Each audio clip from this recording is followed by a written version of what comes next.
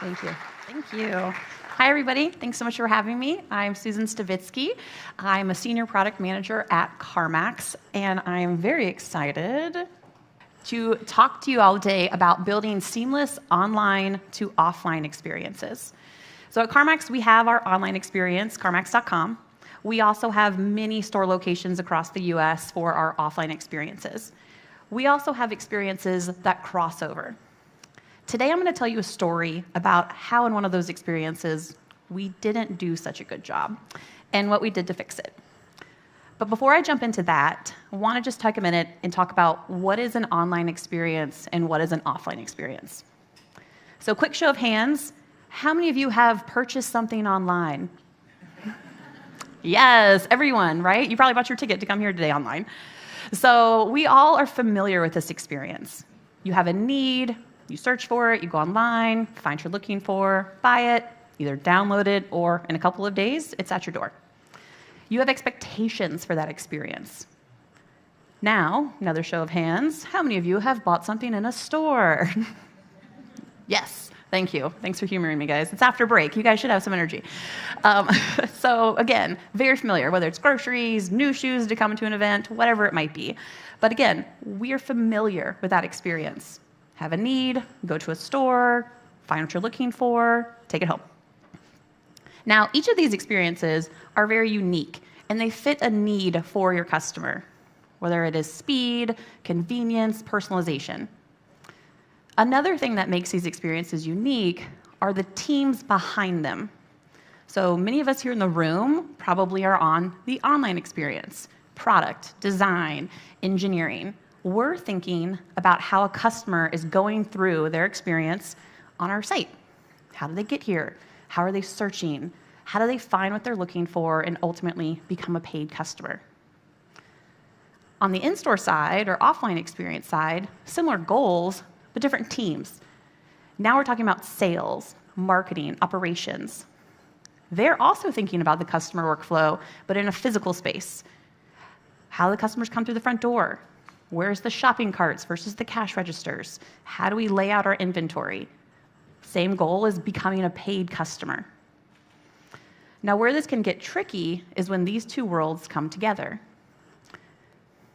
Now, not a new experience, but certainly one over the last couple of years that's become more popular, is this concept of buy online, pick up in store. So again, now we are creating a handoff point. We have our online experience that knows about our customer. We know what they bought, we know about them.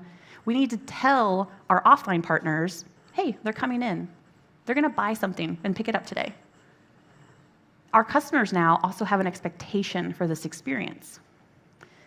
And what's been really cool over the last couple of years is with this experience becoming more mainstream, if you will, large because of the pandemic and people not being into stores as often, right, is businesses are noticing that this experience doesn't just need to work, it has to be really great. And how can we make this experience really great for our customers?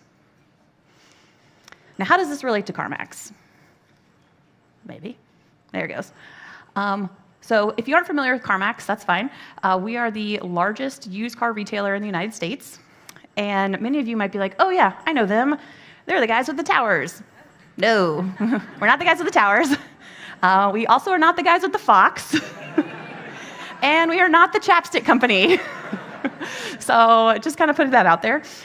However, we do have a wonderful partnership with the NBA and WNBA, so you may have seen some of our really hilarious commercials with Steph Curry, Candace Parker, Sue Bird. Really fun. If you haven't seen them, check them out on YouTube.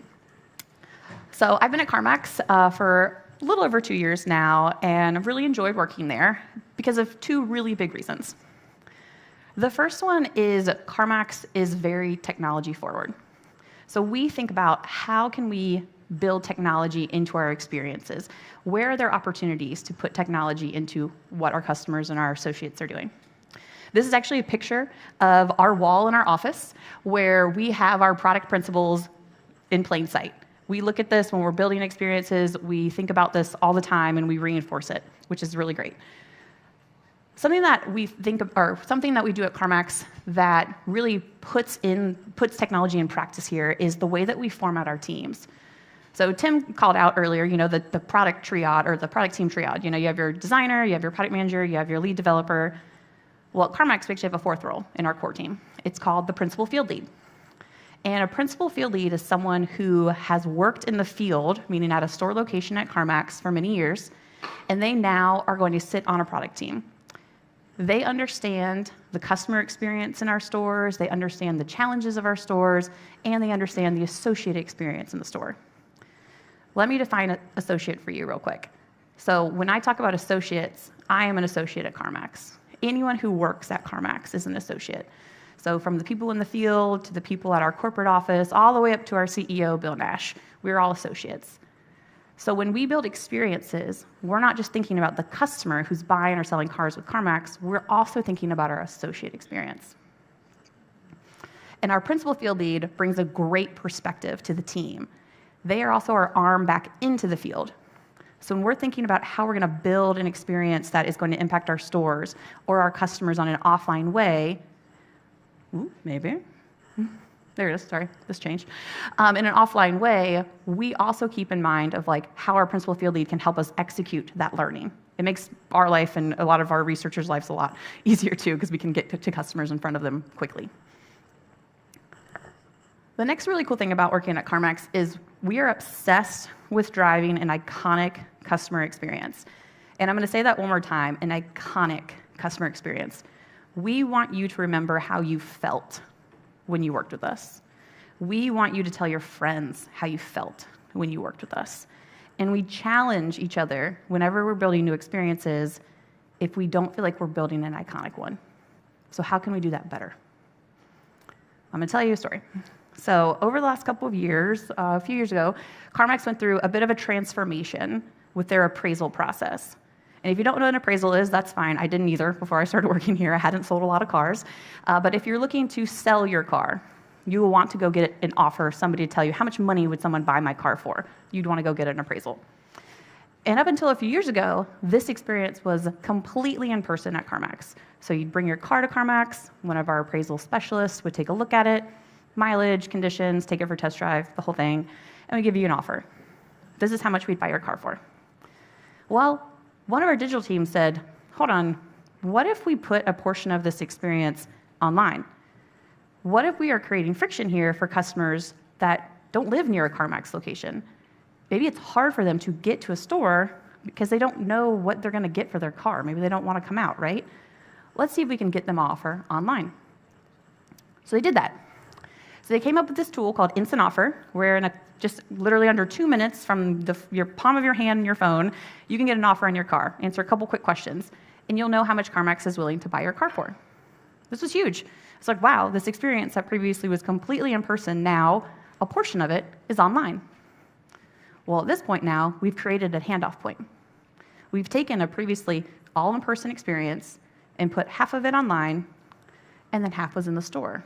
Because if you choose to redeem that offer, you got to come to the store, we'll review it, and we'll buy your car. You got to bring us your car, of course. So there is now this handoff point. Well, the digital team did all the right things. They did their market research, we had our expectations, we knew we were unlocking a new market. So we're like, we're going to have more volume from this. We're going to have a lot of people coming in. Stores were ready. Yes, let's do it. Well, in early 2021, they launched this product.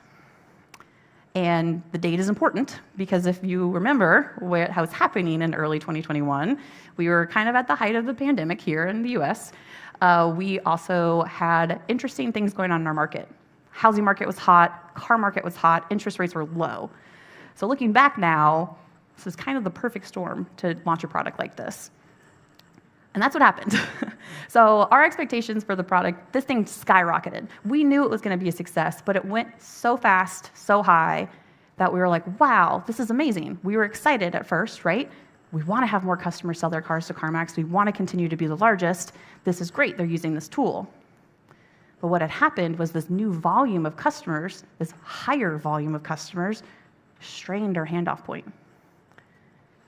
And we had a lot of people come into the stores to sell their cars. So this is a picture of our Miami store where a lot of people were out trying to sell their cars to CarMax. They were excited. They got a great offer online. Want to sell you my car. There are lines out the door. I don't know about you guys, but this does not look like an iconic experience. Might have missed the mark there. So quickly, we sprung into action, of course. Our sales, marketing, operations, our store teams got on it. How could we move people around? Remember, pandemic, we're trying to still social distance. We're trying to do all the right things for safety. How do we move people around? How do we add signage? How do we take care of this volume? It was a great business problem to have, but this was bad customer experience. We wanted to make it better. And our leadership team said, hey, how can technology play a role here? Tech teams, what could we do? And that's where my team got involved. So my team strung in, and we said, all right, first thing we want to do is look at the entire customer experience. From the moment they arrive at the store with their offer, what happens? We check them in, we verify all their details, we confirm their offer, do the paperwork, get them back out of the door.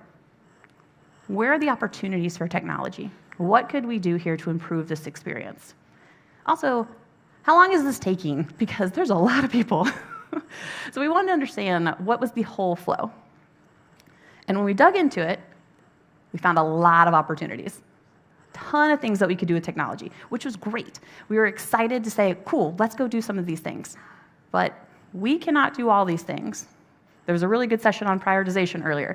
So we have to think about what is going to drive the biggest business value and the biggest customer value out of all these opportunities.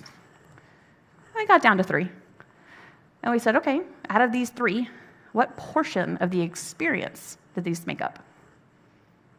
Well, pretty good. 83% of the portion with these 3 sections. It's a lot. Many of you probably are quickly going, well, with the limited information I have, you should go after paperwork. 60%. Holy cow. Do that. Well, you're right, that is a huge portion, but it's also a giant boulder to move. So we were like, okay, even though this is a huge portion, what we want to think about and focus on first is that iconic customer experience. Where can we have an impact in our customers' experience going from an online to an offline? So we honed in on check-in, and we said, yes, this is 10%, but we want to make that handoff point strong. We want customers to be able to come in and feel welcomed. What is going on in check-in today? Where could we improve this experience?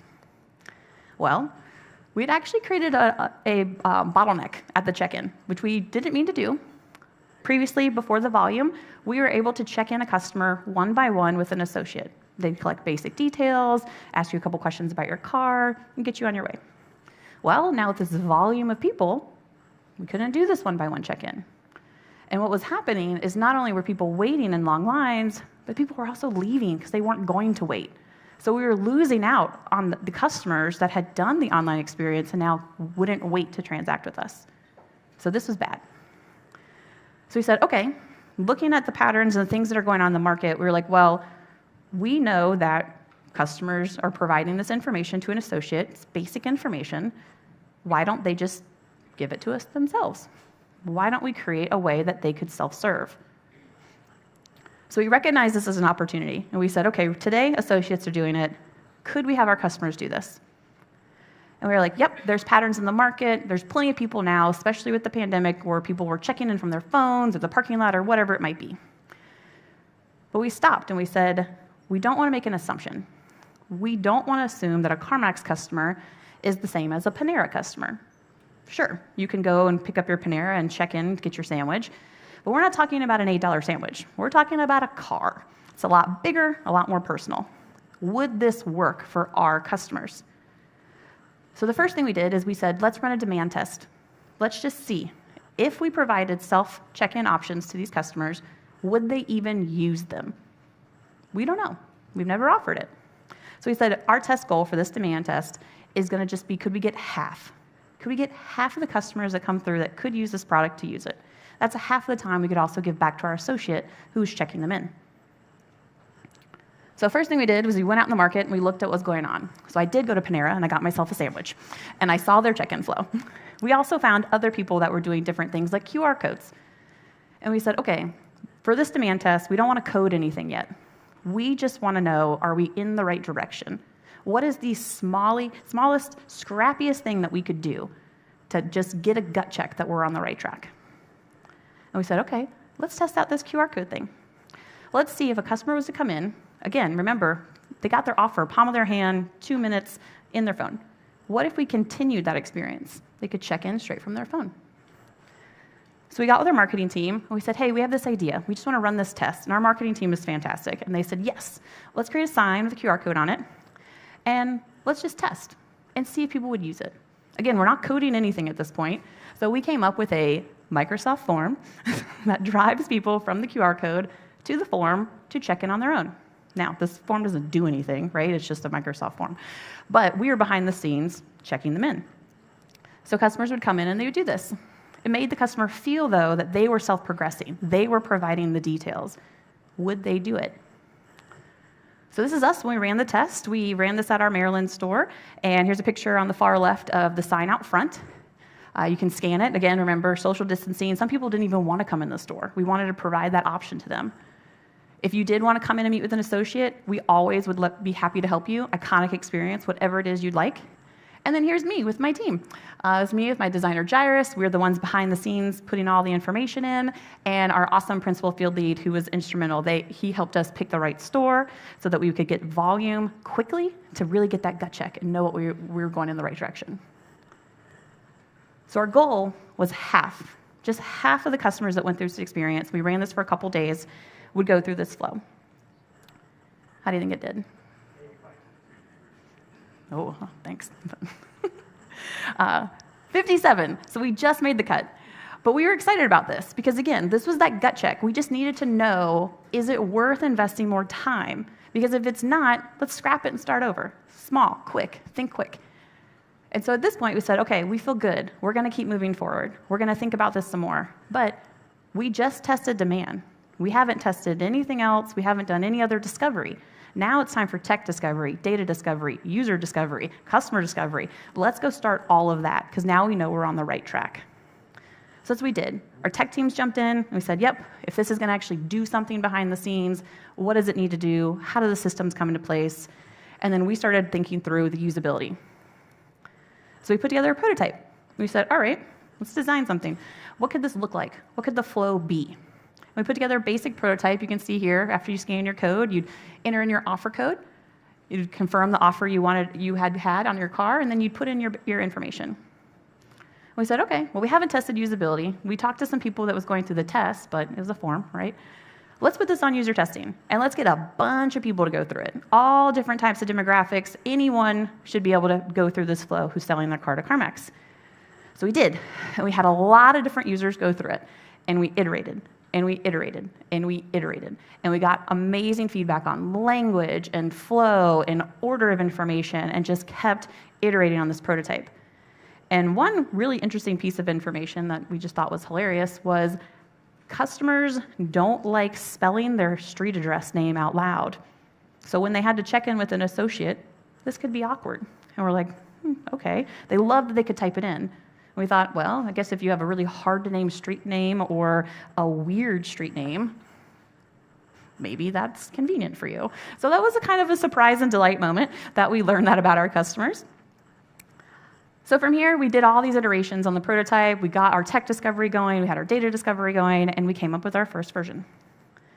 So this is our first version that we launched. You can see here we added a landing page at the beginning to really drive home the value prop of why should you do this. So you scan the code and you see skip the line, check in on your own. Really focusing on saving the customer time by them self-serving. They'd put in their information, they'd be on their way. We launched this first version at our first pilot location down in Fort Myers, Florida.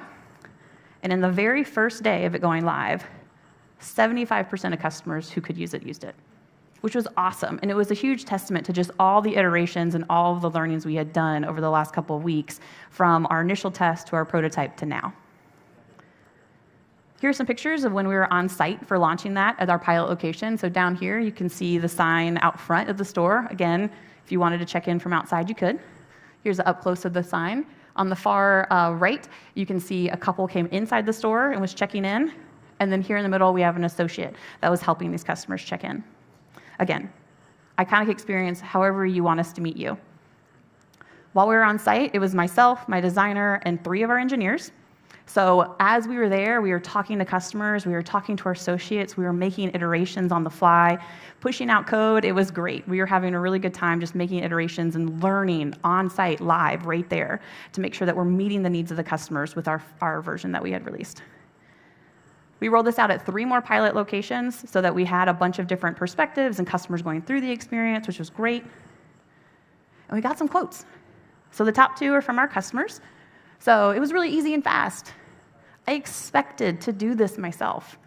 We were meeting customer expectations. We were not creating a check-in flow. This was a pattern that had existed in many places. But for CarMax customers, it was something that was benefiting their online to offline transition. And then from our associates, we set out to build a customer tool, but our associates were benefiting from it too. I don't feel overwhelmed at the desk anymore. I have time to help other people. They are getting a benefit from this tool as well, of having the load of people off of them, and customers could self-serve. I'm excited to share that this experience is live at all CarMax locations now, and on average is about 65% adoption. When you scale things at multiple different places and things, there's variables, right?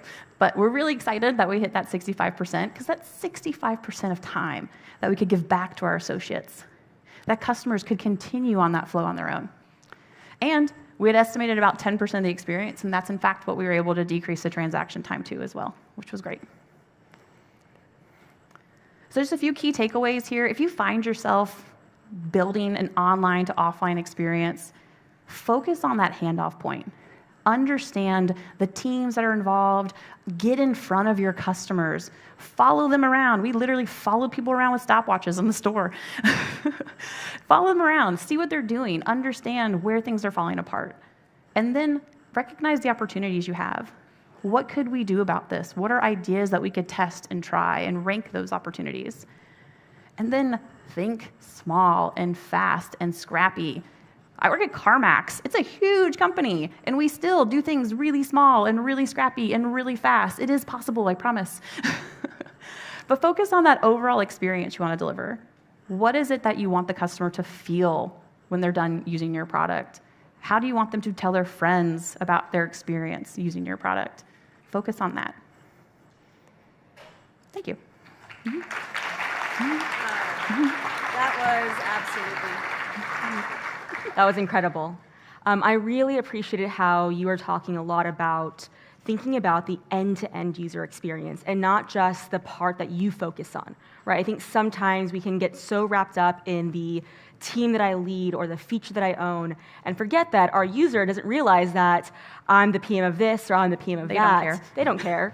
So think fast, iterate, and quickly deliver. I love that. Amazing. So I have the mic here, so they pass it off to me. I am not great at throwing, so be careful. But I would love for us to be able to use this mic just because folks are online and they can't actually hear the questions. So back to you. Any questions for Susan? Right here. Oh, all right. Watch out. Careful. Sorry. This is not a good idea, guys. We're not going to give the ball back to Michelle. Okay, don't do that. I am sorry this happened to you, lady in the front. My name is Irene. I'm just very curious as to why you decided to keep the check-in experience offline in the stores rather than having it as a follow-up, a stage after getting that offer. So you need to be physically at the store to check in for us to be ready to look at your car. So that's why we left it at the store. We actually did a test. I didn't share that in this presentation, but we did a test where for customers who made appointments, could they check in via their email? People were checking in at 5 in the morning. The store's open at 10. So we're like, well, you're not actually here. So we had to figure out, is there a geolocation option where you couldn't actually check in until you're physically in the parking lot? There's a lot of iterations still that teams are exploring now. But that was why we went with this one where you need to be on site because we need to know the car is actually here to check you in. Because my second question was whether you considered, and I guess you did, having an appointment system whereby you would give an appointments that people didn't grouped outside of the stores and waited there, but rather just get their appointment time, and then they could just go into the store. Yep. So we do have some customers who make appointments. A lot of them just show up. So the offer is good for 7 days. So whenever they feel like popping in is when they pop in. So we would love it if everyone made an appointment. We could plan for you, but that doesn't always happen. Yeah, thank you very much. That's a good question. Awesome. Right over there. Can you pass it to her?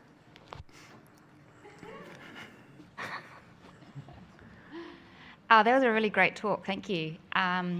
My question, which just let me remember. Oh, yes. Oh, my gosh. Completely forgotten.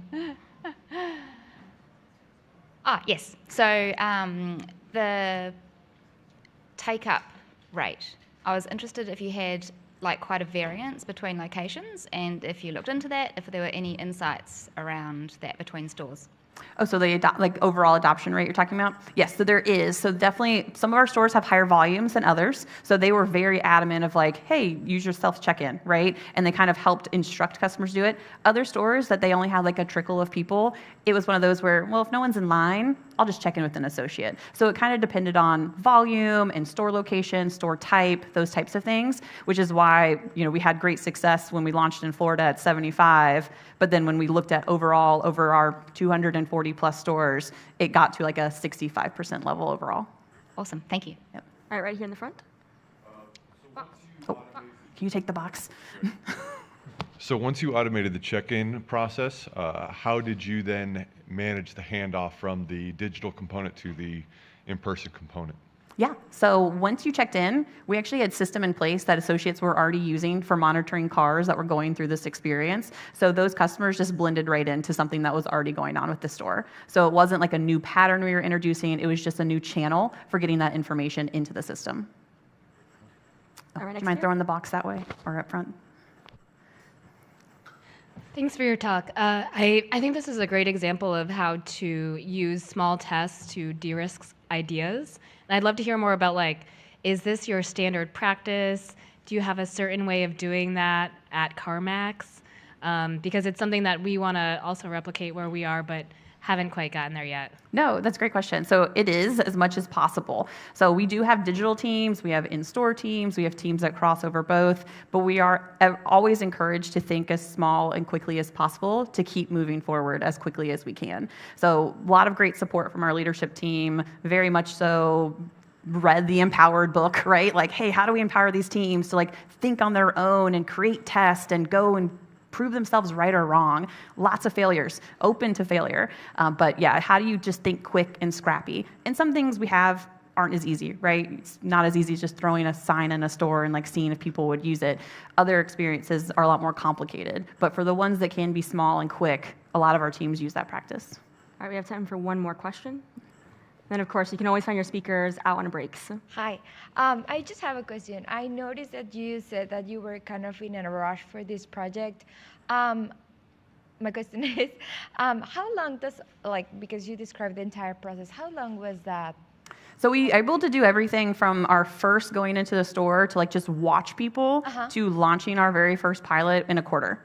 So that's a huge impact for our principal field lead, is knowing, okay, where do you want to, what do you want to learn? How quickly do you want to learn? What stores have the highest volume? So if you go and just spend 3 to 4 days in a store, will we see enough people to know we're going in the right direction? Or will we need to go to other stores? So that role on our product team is huge, and just knowing that information and helping us drive in the right direction. But yeah, it was quick, because we had that pain in the store, right? We have customers in line. We needed to get something out, at least to test and try as quickly as we possibly could.